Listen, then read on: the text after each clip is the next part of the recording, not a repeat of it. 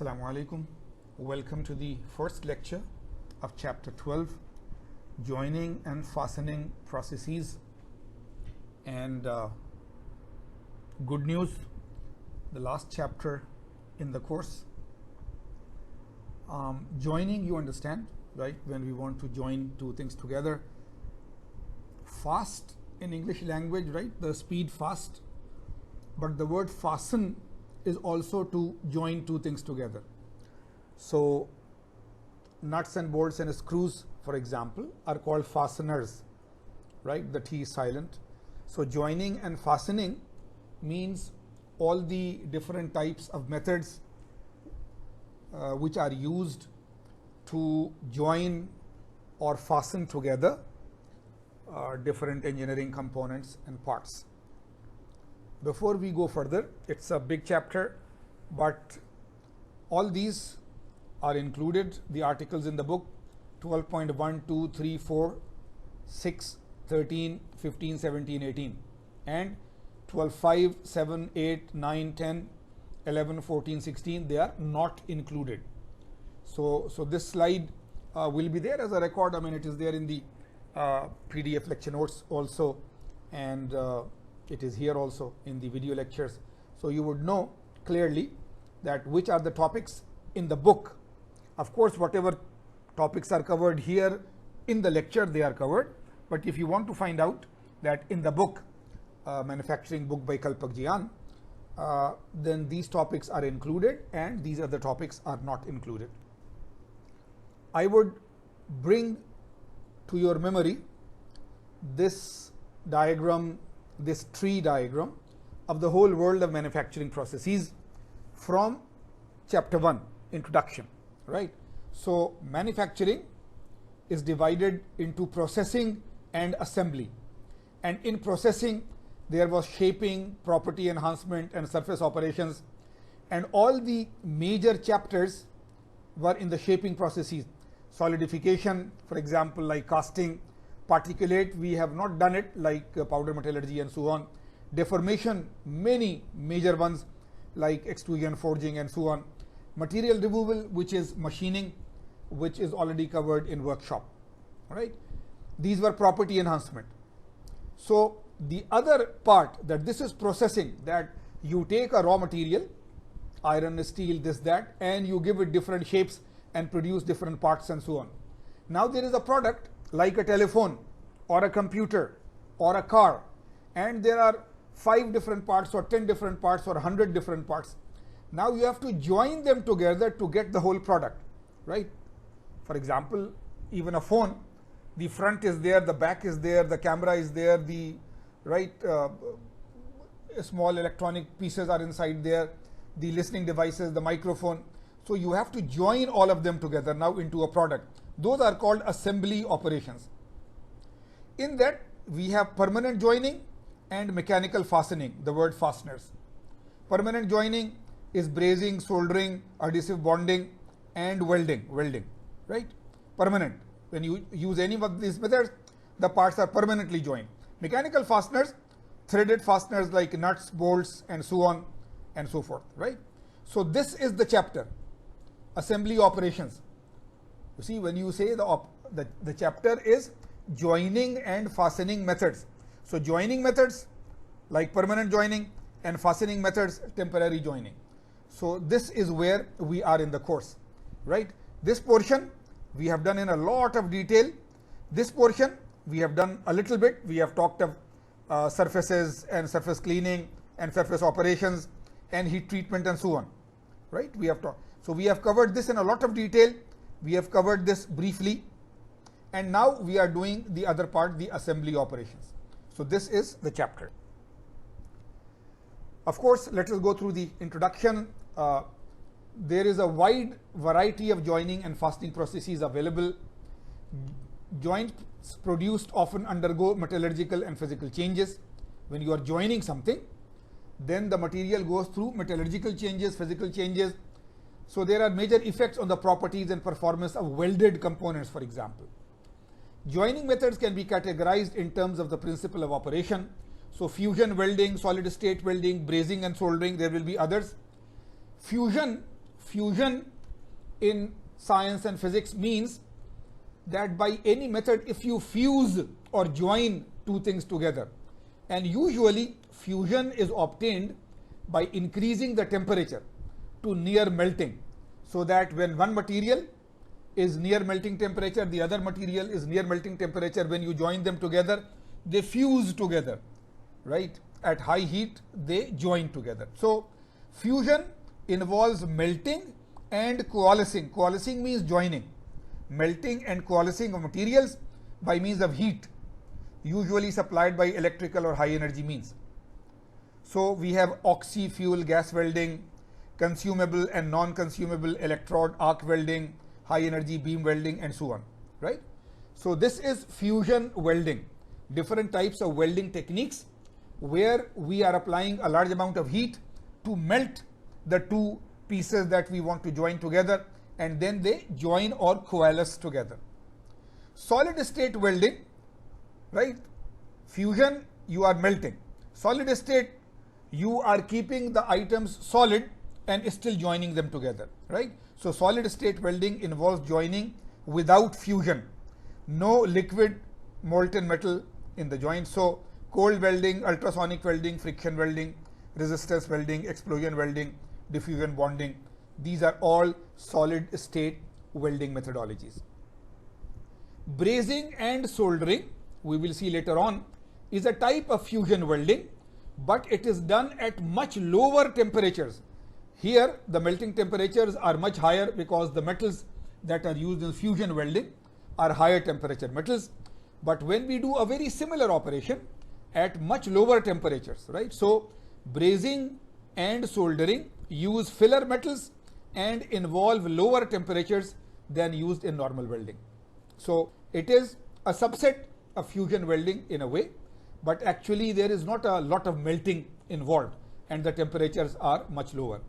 So we are giving you different joining methods: fusion welding, solid state welding, brazing, soldering. Let us proceed. Adhesive bonding. If you know normal English, adhesive means some chemical which is used to join, like a glue, right? The word glue or the word adhesive.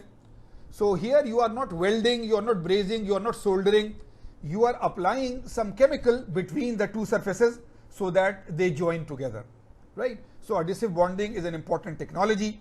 Applications requiring strength, sealing, insulation, vibration damping, and resistance to corrosion between dissimilar or similar metals. So there will be a large variety of different types of chemicals, resins and epoxies and so on, which can be used as joining chemicals between two metals or a metal and a non-metal and so on. So that is all adhesive bonding or gluing, right? Mechanical fastening. Fasteners which are mechanical in nature, some movement is involved, right? So wide variety of fasteners like bolts, nuts, screws, rivets, all of them movement. Mechanical means there is some movement, right? So the threaded joints are there and you rotate and you apply the torque and they tighten and so on. Until now we were mostly talking of metals. Now joining of non-metallic materials. Non-metallic materials can be accomplished by mechanical fastening, of course, nuts and bolts, adhesive bonding, chemicals and glues, fusion by various external or internal heat sources, but now not for metals, for plastics and other polymers and so on. Diffusion is a method, and pre-plating with metal. So these are all different kinds of non-metallic material joining. Okay. So these bold ones, 3 here and 3 on the previous page, are the different types of joining methods that are available. Some of them we will go into a little bit of detail, some of them we will not go into a lot of detail and so on. Individual groups of joining processes have several important characteristics. For example, joint design. You want to join them, but what is the design or the geometry or the shape of the joint?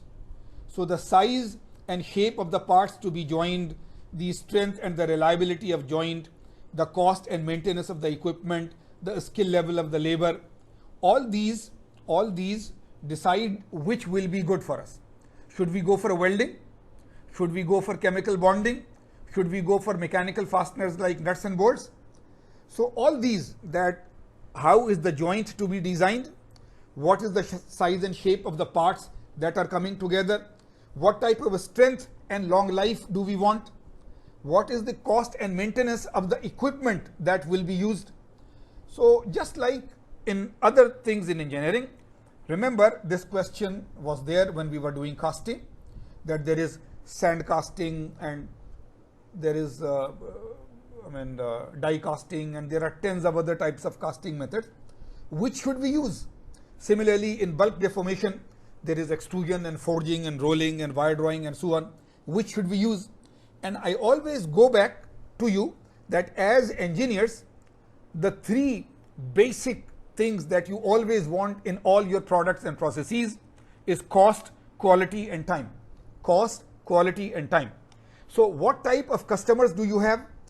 What type of product do you want in terms of strength and life and so on? What type of cost do you want? And how quickly do you want to do the manufacturing process? So based on all of these criteria, you will select the joining method also, right? That the basic manufacturing is already done. You have created the individual parts by casting or forging or extrusion or whatever. So now 10, 20 or 2 or 3 different parts are already available. Now you want to join them to make a complete product. So just like during the primary and secondary manufacturing, right, of parts, that should I use extrusion or should I use casting and so on. So similarly, now all the parts are ready. When you want to join them together, you again have cost, quality, time as your basic criteria, and then your company will make a decision of what should be the joining methods. And many times more than one joining methods are used in the same product. Some parts which need a lot of strength and permanent join may be welded together. Some other parts may be joined by nuts and bolts and so on, right? So a combination is also possible. So here again, like in a graphical format, schematic illustrations of various joining processes. So the joining processes: fusion welding, other types of welding, fastening and bonding. So this source is dividing it into these 3 areas. Fusion welding we will see later on: shielded metal arc welding, gas metal arc welding, flux core arc welding, gas tungsten arc welding. All these are types of fusion welding. Other types of welding: friction stir welding, resistance welding, explosion welding, cold welding. General fastening and bonding, right? Adhesive bonding, bolted connections, wave soldering, brazing, right? So these are the different types, and you have classified them into 1 and 2 and 3. Some other books may classify them slightly differently, but that is it. Here I am just sharing, right, that a very modern complex product like an automobile, a car, whether it is a general sedan car or a sports car or whatever. But you see, there are hundreds of parts. There is the body, there is the chassis, there is the brake system, there is the transmission system, right? There are so many things. So here, why are we showing them?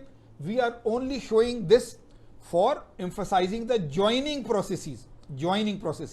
For example, this is the windshield, right? The windshield. So bonding a windshield to the car body. The windshield will be a mixture of glass and polymers and so on. So how is it joined? By bonding. Here inside the engine and so on, many types of fasteners, nuts and bolts and so on. Here in the engine, bolted engine assembly. We are using bolts and so on. Here some places, soldering and electrical circuitry, right? Here inside, brazed joint. You are doing brazing, very low temperature, right? Here and here in the seats and the doors, panels and so on, adhesively bonded fabric and so forth. And of course, there are many others. So look at all of these once again, so that you can identify the different types of joining processes in a general automobile. All of them are not shown, but most of them are shown here.